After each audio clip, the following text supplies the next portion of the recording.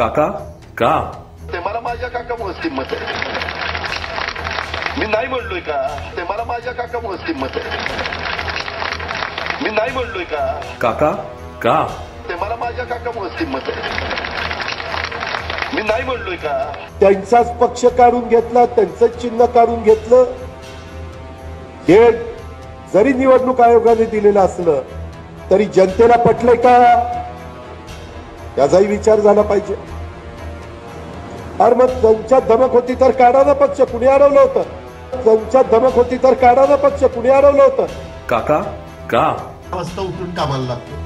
आता आहे मला सवय, चुलत्याची लागली सवय, काय करू? वाईट तर नाही ना सकाळी 6ला उठून कामाला करणं. काका का?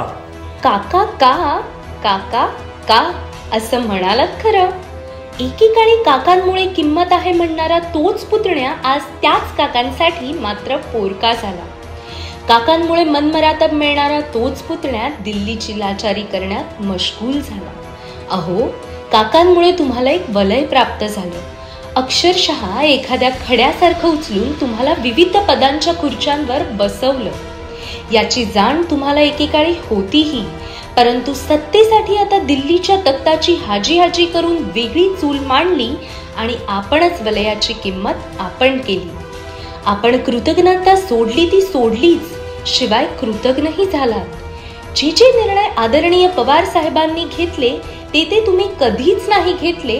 तुम्ही जनतेच्या विकासाऐवजी स्वतःच्या विकासाकडे जास्त लक्ष दिलं. त्यामुळे तुमचं अस्तित्व शून्यच. त्यामुळे काका का? का का नव्हे तर काकाच का हा प्रश्न महाराष्ट्र आज विचारल्याशिवाय स्वस्थ बसणार नाही.